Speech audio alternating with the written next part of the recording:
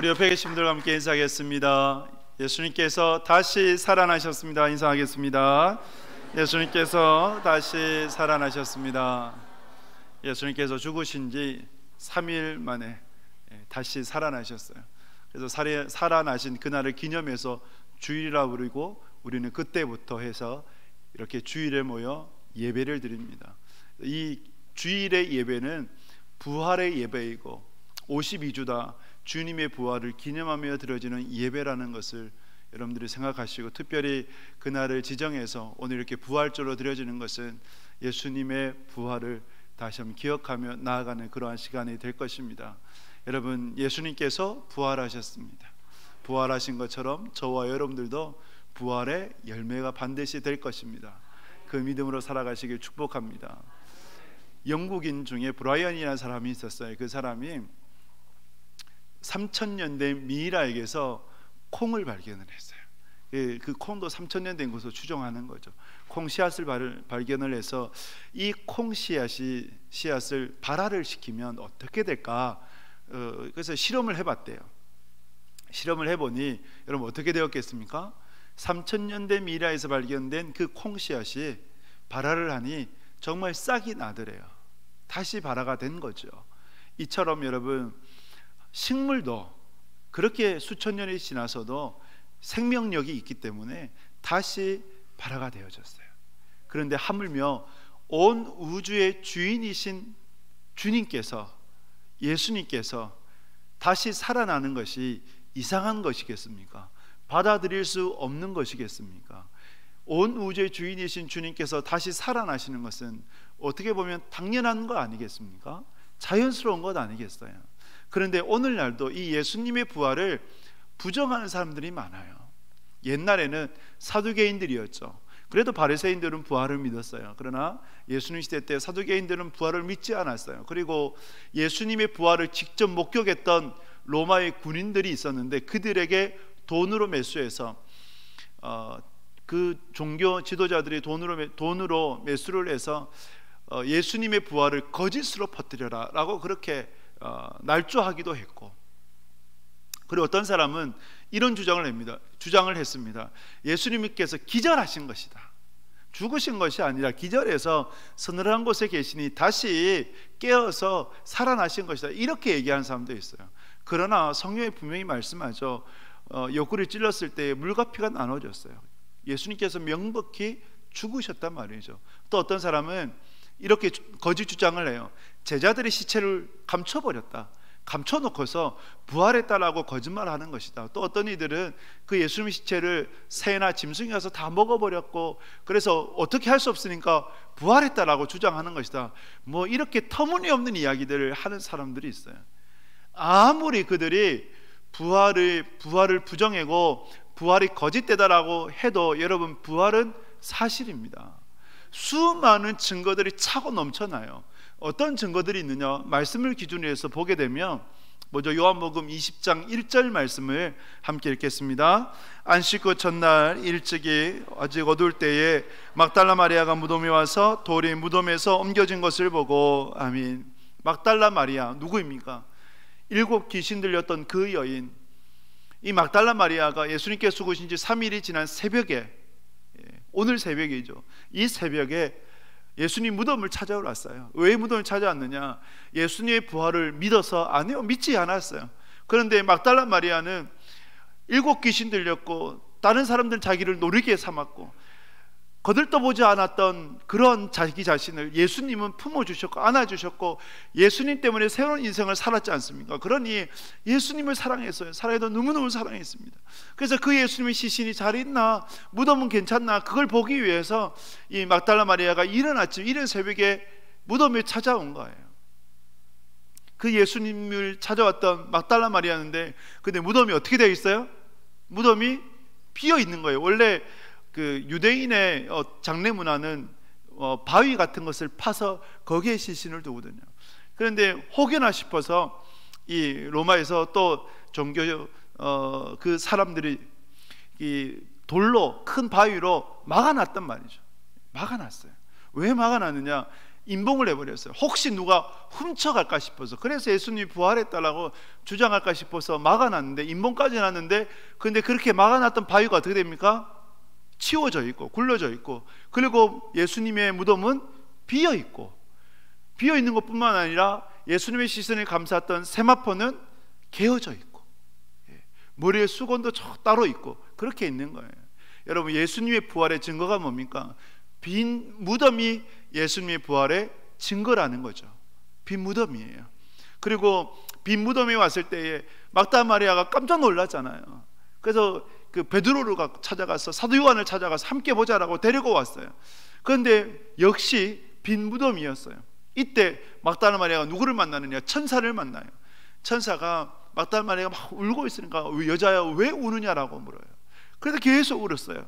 천사 옆에 누가 계셨느냐? 예수님께서 계셨어요. 여자여 어찌하여 우느냐? 누구를 찾느냐? 그때 막달라 마리아는 예수님의 음성을 알아듣지를 못했거든요.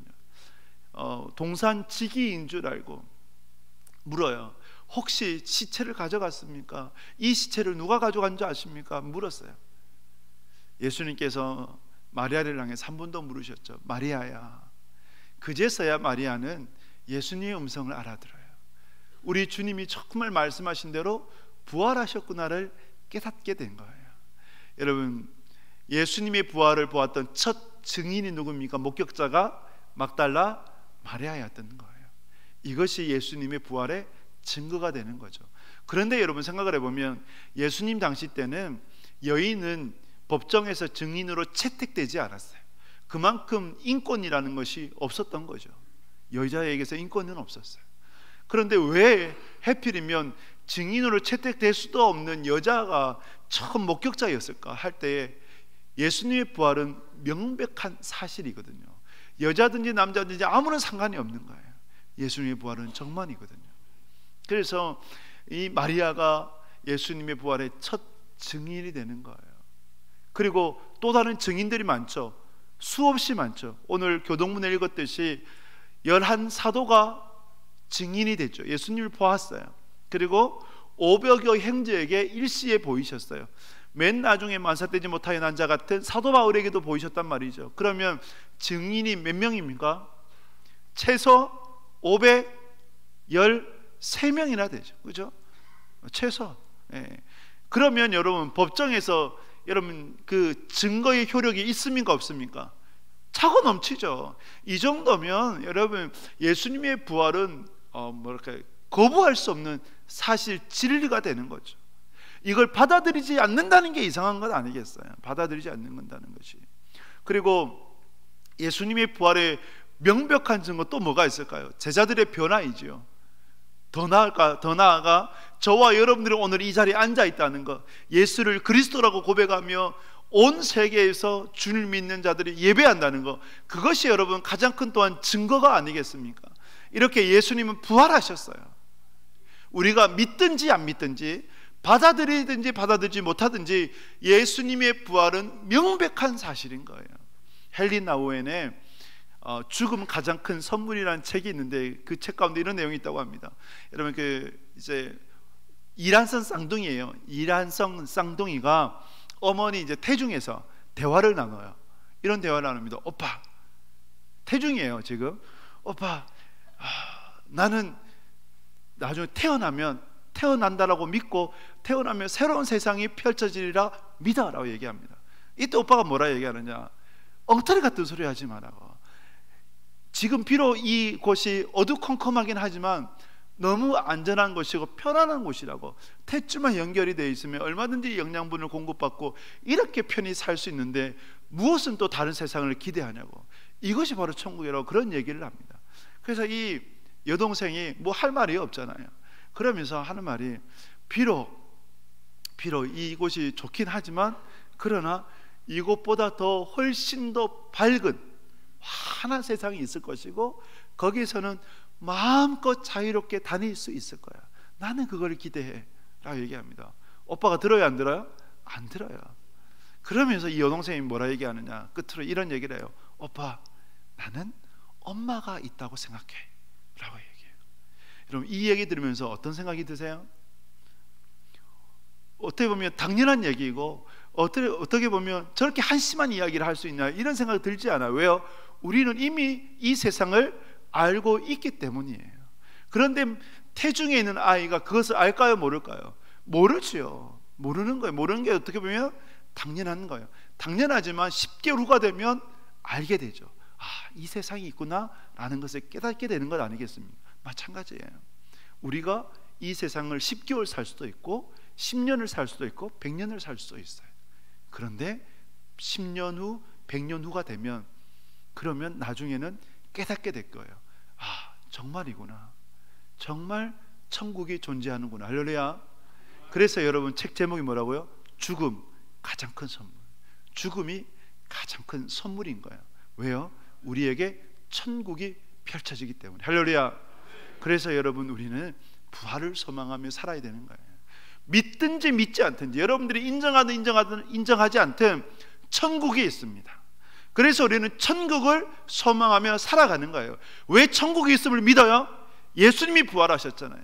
예수님이 부활의 첫 열매가 되셨잖아요. 그래서 우리는 두 번째, 세 번째 열매가 되는 것입니다. 할렐루야. 부활하신 예수님께서 제 아들을 만났을 때 세 가지 말씀을 주셨어요. 이 세 말씀을 통해서 오늘을 살아가는 또한 우리에게 주시는 말씀이기도 해요. 이 말씀의 의미를 다시 새기면서 부활의 의미를 좀 더 조명하도록 하겠습니다. 우리 본문 말씀 요한복음 20장 19절 말씀 같이 읽겠습니다. 이날 곧 안식 후 첫날 저녁 때에 제자들이 유대인들을 두려워하여 모인 곳에 문들을 닫았더니 예수께서 오사 가운데 서서 이르시되 너희에게 평강이 있을지어다. 아멘. 안식 후 첫날 저녁에, 안식 후 첫날 저녁이 언제입니까? 오늘이죠. 주일 저녁에 예수님께서 부활하신 이후에요. 이 저녁에 제자들은 유대인들이 너무나 두려웠어요. 그래서 문들을 닫았어요.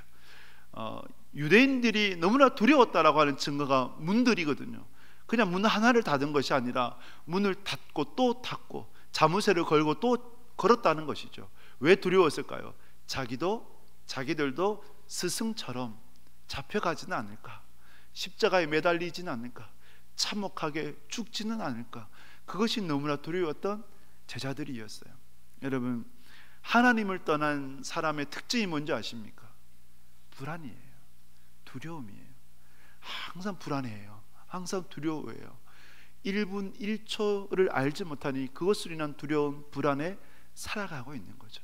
그래서 우리는 문들을 닫는 것처럼 안전장치들을 우리가 할 수 있는 한 안전장치를 만들어 놓으려고 그래요. 왜 여러분 바벨탑을 쌓습니까?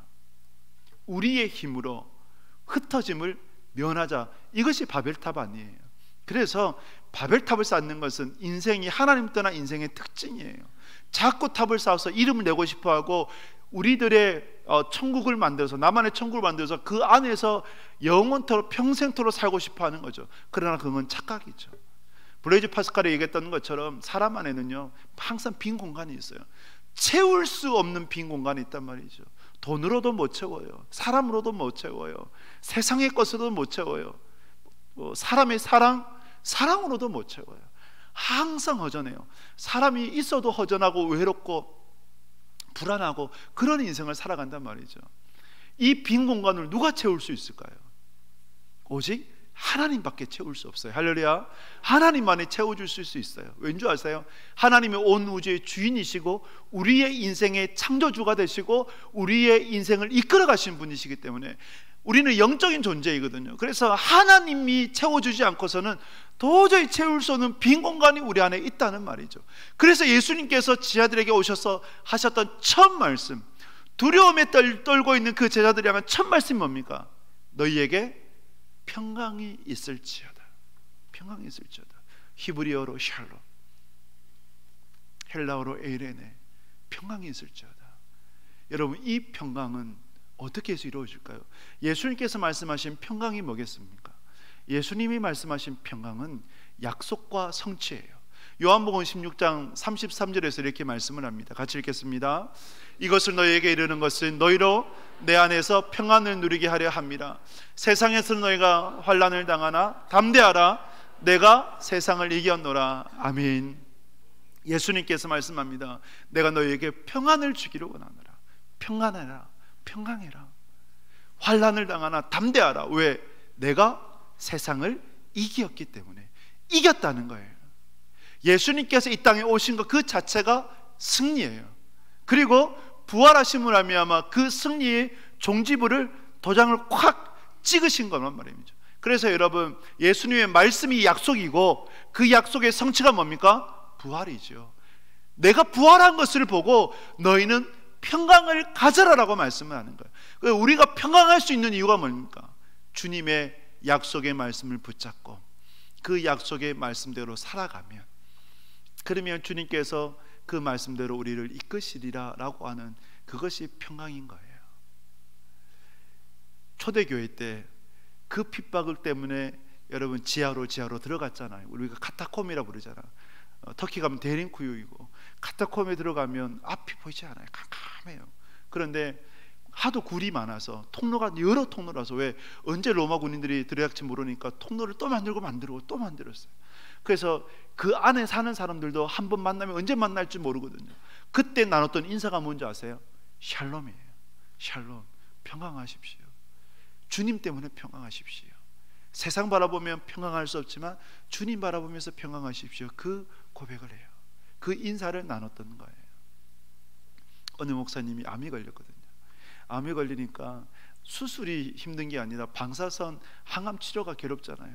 더 괴로운 게 뭘까요? 정기 검진하러 가는 것이 괴롭고, 그리고 혹시나 전이 될까 싶어서, 또 어디 혹이 있다, 뭐가 보인다라고 얘기하면 그게 너무 괴로운 거예요. 그래서 조직 검사를 해서 다시 재검을 하는 날이 다가오면 다가올수록 너무 불안하더래요. 그래서 걱정도 되고 염려되고, 다시 내가 재발되지 않을까. 이대로 천국 가면 천국 가는 건데, 그런데 또 항암하고 방사선하고 너무너무 괴로운 거예요. 그래서 이제 불안해하는데, 그 어느 비 오는 날 그 창밖에 빗줄기가 툭툭툭 맞으면서 하늘에서 떨어지는데 이 찬양이 고백되더래요. 내 영혼의 그 깊은 데서. 그래서 그 찬양의 가사가 평화로다 하늘에서 내려오네 아니겠어요? 하늘에서 내려오네. 그 찬양의 고백을 드리는데 마치 십자가가 자기에게 하는 말이, 나는 너 죽는 거 절대 못 본다. 나는 너 반드시 살릴 거야. 그 십자가가 내게, 본인에게 그렇게 말씀을 하더래요. 그래서 하늘에서 정말 평강이 내려오더래요. 평강이 내려. 그 세상이 줄 수 없는 진정한 평강을 얻게 되고, 그 다음부터는 암에 대해서 두렵지 않더래요. 전이 되면 되는 거지 라는 그런 마음으로 자포자기가 아니라 주님께서 채워주시는 평강으로 인해서 정말 편안해지더래요. 그 이후부터는 암에 대한 두려움이 사라지더랍니다. 우리의 평강이 어디서 올까요? 주님의 말씀에서 오는 거예요. 그래서 선지자 이사야가 우리에게 이렇게 가르쳐줘요. 이사야서 26장 3절 말씀 같이 읽겠습니다. 주께서 심지가 견고한 자를 평강하고 평강하도록 인도하시리니 이는 그가 주를 신뢰함이니이다. 아멘. 심지예요. 마음의 뿌리예요. 마음의 뿌리를 말씀의 바위 위에 굳건히 내리게 되면 우리로 하여금 평강으로 인도해요. 왜요? 주님을 신뢰하기 때문에. 여러분, 여러분의 마음의 뿌리를 주님의 말씀에 내릴 수 있기를 축복합니다. 약속과 성취에 내릴 수 있기를 축복합니다. 그러면 여러분, 세상은 흔들리잖아요. 문제는 항상 있어요. 그러나 말씀은 흔들리지 않기 때문에 주님께서 우리를 평강으로 이끄신단 말이죠. 우리는 또 이 기도를 드릴 수가 있어야 돼요. 예수님께서 가상칠언에서 맨 마지막에 드렸던 기도가 뭡니까? 아버지여, 내 영혼을 아버지의 손에 부탁하나이다. 유대인들은 3번 기도했거든요. 어떤 데 기도했느냐? 깊은 슬픔에 잠겼을 때, 잠들기 전에, 그리고 죽기 전에 이 기도를 드렸어요. 우리는 그런데 항상 드려야 돼요. 항상. 아버지여, 내 영혼을 아버지의 손에 부탁하나이다. 전적인 의탁. 그래서 여러분, 수시로 깨어 주님, 내 모든 것을 주님께 드립니다. 영혼은 모든 것이거든요. 내 모든 것을 주님께 드립니다. 그 고백으로 주님을 의지하며 살아갈 수 있기를 축복합니다. 그러면 세상에 줄 수 없는 진정한 평강이 여러분들에게 임할 줄 믿습니다. 그리고 우리가 평강할 수 있는 이유가 뭐겠습니까? 누가 함께 하세요? 하나님이 함께 하세요. 믿으세요? 하나님이 여러분들과 함께 하세요. 가상칠언에서 뭡니까? 엘리 엘리 라마 사박다니. 나의 하나님 나의 하나님 어찌하여 나를 버리셨나이까? 왜 성부 하나님께서 성자 하나님 되신 예수님을 버리실 수밖에 없으셨습니까? 누구 때문에요? 여러분들 때문에, 나 때문이 아니에요. 나를 구원하시기 위해서 예수님을 내어주신 거잖아요. 그러면 그 절규가 크면 클수록 무슨 사랑이 커요? 나를 향한 하나님의 사랑이 크신 거예요. 그 임마누엘의 사랑이 더 크신 거예요. 그래서 임마누엘, 하나님이 결코 우리를 떠나지 않으세요. 결코 우리를 버리지 않으세요. 언제까지? 세상 끝날까지. 우리가 주님 배없는 그날까지 주님 이 땅에서 함께 하세요. 그리고 천국에서는 영원토록 함께 하시는 거죠. 신학윤 씨가 어느 인터뷰에서 이런 고백을 했거든요. 사회자가 만약에 신이 옆에 계시다면, 하나를 부탁할 수 있다면 당신은 무엇을 부탁하겠습니까? 라고 그렇게 인터뷰를 했어요. 여러분은 뭘 부탁하시겠어요? 만약에 하나님 옆에 계신다 하면 뭘 부탁하시겠습니까? 하나님 돈 좀 주세요. 하나님 건강 좀 주세요. 내 자녀 이런 어려움이 있는데 하나님 좀 해결해 주세요. 이런 부탁할 수 있겠죠. 그런데 신학균 씨가 이렇게 대답했다고 합니다. 신이시여, 이사 가지 마세요. 항상 내 옆에 있어 주세요. 이 부탁을 하겠대래요. 왜? 항상 내 옆에 있으면 항상 도와주니까. 그럼 다른 게 필요 없다는 거예요. 이분이 하나님을 믿는지 안 믿는지 모르겠지만 그러나 신앙의 정수라고 생각합니다. 주님이 늘 우리와 함께 하십니다. 할렐루야. 그래서 우리의 필요를 다 아세요. 채워주세요. 그러므로 여러분, 하나님이 나와 함께 하신다, 임마누엘의 하나님을 바라보시면서 평강의 삶을 살아가시는 복된 인생 되시길 축복합니다. 부활하신 예수님께서 제 아들을 만나셨을 때 두 번째 하셨던 말씀이 21절입니다. 우리 21절 말씀 같이 읽습니다. 예수께서 또 이르시되 너희에게 평강이 있을지어다. 아버지께서 나를 보내신 것 같이 나도 너희를 보내노라. 아멘. 아버지께서 나를 보내신 것처럼 나도 너희를 보내노라. 파송이지요. 왜 파송일까요? 물이 유입만 되면, 흘려보내지 않으면 그 물은 어떻게 됩니까? 썩어요. 부패해요. 하나님께서 우리에게 은혜를 주시는 것은 그 은혜를 통해서 흘려보내라고, 축복의 통로가 되어라고 우리에게 은혜를 주신 것임을 여러분 잊지 마시길 바랍니다. 예루살렘 교회가 메가처치가 되었잖아요. 수만 명이 모여요. 수만 명의 성도들이 모이게 됐어요. 여러분, 그런데 그 메가처치가 되었을 때 하나님께서 그 교회를 향하신 뜻이 무엇이었습니까? 사도행전 8장에 보면 환란이었죠. 극심한 환란이 있었어요. 그것 때문에 교회가 없어졌습니까? 아니요. 오히려 더 수많은 교회가 세워졌어요. 환란당한 성도들이 흩어졌잖아요. 흩어져서 곳곳에서 복음을 증거했단 말이죠. 온 유대 사마리아 땅끝까지로 복음을 증거했어요. 그래서 교회들이 세워졌어요. 이것이 하나님의 뜻이에요. 파송하는 거예요. 보내시는 거예요. 그래서 우리도 하나님께서 보내신다, 파송하신다, 하나님께서 우리에게 주신 은혜를 흘려보내야 된다. 여러분, 이 진리를 잊지 않는 여러분 될 수 있기를 축복합니다. 너희는 택하신 족속이요 왕같은 제사장이라 거룩한 나라요 하나님의 소유된 백성이니 이는 너희를 어두운 데서 불러내어 기이한 빛에 들어가게 하신 이의 아름다운 덕을 선포하게 하려 하십니다. 할렐루야. 아름다운 덕을 선포하도록 하나님께서 우리를 택하셨고 왕같은 제사장으로 삼으셨다는 거예요. 그래서 여러분, 우리가 은혜를 받기만 하면 안 돼요. 은혜를 받았다면 축복의 통로가 되어서 흘려보내야 내가 살고 내 옆에 있는 사람도 살게 되는 거예요. 만약에 흘려보내지 않으면 어떻게 됩니까? 내가 부패해요. 내가 부패해요. 그래서 여러분, 흘려보낼 수 있기를 축복합니다. 하나님께서 여러분들에게 주신 은혜 반드시 흘려보내야 돼요. 그래야 여러분들 통해서 더욱더 하나님 영광 받으시고 여러분이 더욱더 하나님의 은혜 가운데 거하실 수가 있는 거예요. 마지막으로 부활하신 예수님께서 제자들에게 처음 하셨던 말씀, 너희에게 평강이 있을지어다. 또 아버지께서 나를 보내신 것처럼 나도 너희를 보내노라 말씀하신 후에 22절에서 이 말씀을 주셨어요. 우리 22절 같이 읽겠습니다. 이 말씀을 하시고 그들 향하여 숨을 내쉬며 이르시되 성령을 받으라. 아멘. 예수님께서 보내노라, 아버지께서 나를 보내신 것처럼 너희를 보내노라 하시면서 숨을 내쉬면서 성령을 받아라라고 말씀하죠. 성령을 받아라. 알렉산더 대왕의 일화인데, 알렉산더 대왕의 이제 병사 중에 탈영병이 있었거든요. 잡았어요. 붙잡혔어요. 이 탈영병의 이름을 물었어요. 내 이름이 뭐냐? 알렉산더입니다. 알렉산더 대왕이 자기의 똑같은 이름 하니까 기분 나쁘잖아요. 기분 나쁘니까 이런 말을 했어요.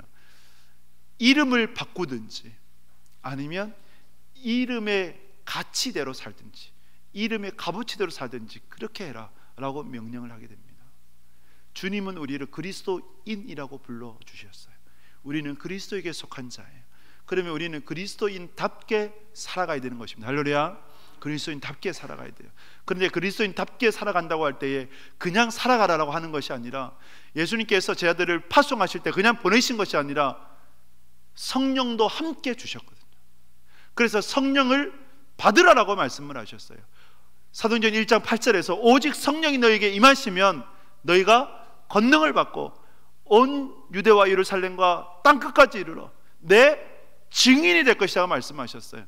그래서 예수님께서 제 아들을 보내실 때 그냥 보내지 않으셨어요. 성령도 함께 주시겠다고 약속을 하셨어요.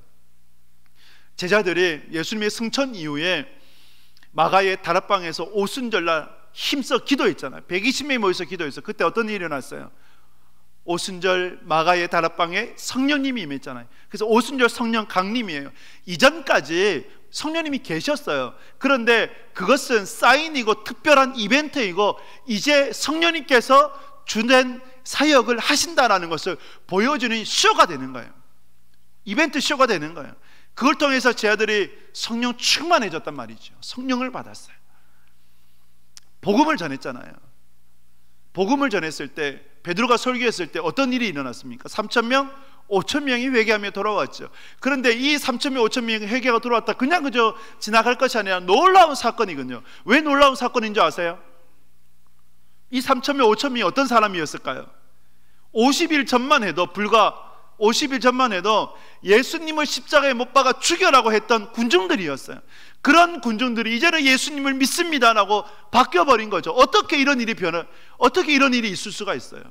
특히 정치적인 어떤 그 성향들은 바뀝니까? 안 바뀝니까? 안 바뀌어요. 진보는 제가 볼 때 죽을 때까지 진보인 것 같고, 보수는 죽을 때까지 보수인 것 같아요. 예. 제가 저희 고향이 경북이잖아요. 경북에 가면 뼈저리게 느껴요. 야, 이렇게 어떻게 철저하게 꼴통이 죄송합니다. 철저하게 이럴 수가 있나? 예. 근데 안 바뀌거든요. 안 바뀌어요. 뭐 진보 보수가 중요한 게 아니잖아요.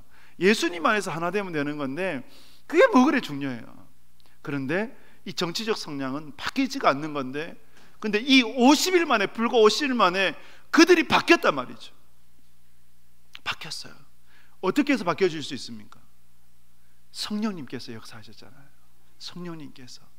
그래서 그들이 그렇게 회개하며 주님께 돌아온 것 아니겠어요? 제자들이 변화되었잖아요. 그죠?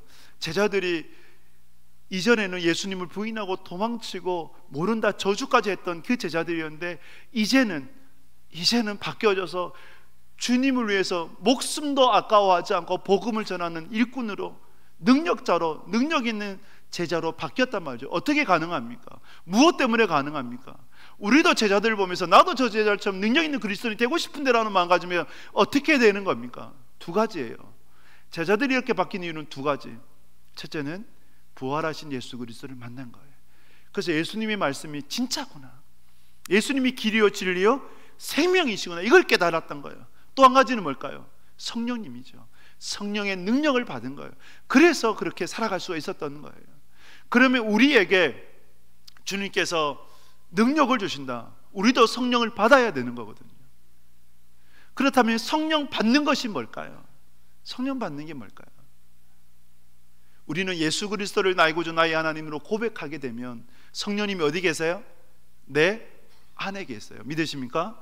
여러분 성령님이 어디 계십니까? 내 주에 계세요. 우리 안에 계세요. 그러면 예수님 말씀하신 성령 받으라가 뭡니까? 성령 충만한 삶을 살아가는 거예요. 이미 우리는 이 두 가지 조건을 다 가지고 있는 사람들이에요. 부활하신 예수님을 만났잖아요. 여러분 만났지 않습니까? 어디서 만났어요? 성경을 통해서 만났잖아요. 우리 성경을 통해서 예수님이 부활하셨음을 믿었잖아요. 믿는 거잖아요. 그리고 내가 구원 받았잖아요. 내가 하나님의 자녀가 되었잖아요. 그것이 부활의 예수님을 만난 거거든요. 또 한 가지, 성령님이 내 안에 계시기 때문에 우리는 성령의 사람인 거예요. 그러면 우리는 내 안에 계신 성령님을 따라 성령 충만한 삶을 살아가면 되는 거거든요. 성령 충만한 삶이 뭡니까? 말씀 충만이에요. 할렐루야. 말씀 충만. 성령 충만은 결국 말씀 따라 살아가는 인생, 내가 원하는 대로, 내 소욕대로, 내 정욕대로 살아가는 것이 아니라 말씀은 말씀대로, 그래 설교 좋아, 은혜로워, 근데 세상 현장에서는 내가 하고 싶은 대로 하면서 살아가. 그러면 어떤 삶을 살아갈까요? 사사기와 똑같아요. 이스라엘의 왕이 있으나 그 왕의 뜻대로 살지 않고 자기 소견대로 살아가니까 늘 환난당하고 늘 불안하고 늘 핍박받고 늘 어려운 가운데 살아갔던 사사시대 아니에요. 가장 영적인 암흑기. 그래서 우리가 예수님 믿으나 내 뜻대로 살아가려고 하면 여러분 암흑 가운데 살아갈 수밖에 없는 거예요. 왜 예수님을 믿으나 믿지 않나 삶의 변화가 없어요? 교회 다니는 것밖에 변화가 되지 않는다고 하는 것은 뭡니까? 내가 하고 싶은 대로 하고 살면서 사는데 변화될 게 있습니까? 없습니까? 없지요. 그래서 여러분 성령 충만은 말씀 충만, 즉 말씀에 순종해서 살아가는 인생이 능력 있는 인생이라는 거예요. 그러한 여러분 될 수 있기를 축복합니다. 어느 여집사님이 계셨어요. 여집사님 아들이 뭐 여러 가지 문제가 있어가지고 공익으로 빠졌어요. 공익으로 빠져서 그래서 하나님께 예배 드려야 하는가 보다 해서 이제 예배를 이제 억지로 데리고 와서 또 예배를 드리고 했어요. 그런데 이제 아들이 운전을 하다가 사고가 났단 말이죠. 근데 이 아들의 이름으로 보험을 들지 못했어요. 뭐 이유가 있어가지고 보험을 들지 못했는데, 그래서 사고 났다는 딱 소식을 듣고 이 여집사님 생각했던 것은 이제 보험을 처리를 하는데 아들을 동승석에 앉았다고 하고 자기가 운전했다라고 거짓말하면 그러면 보험 처리할 수 있으니까 그러면 그렇게 해야겠다라고 생각을 한 거예요. 우리 교회 얘기 아니에요. 다른 교회 얘기예요. 상상하지 마시고. 그래서 그렇게 한 거예요.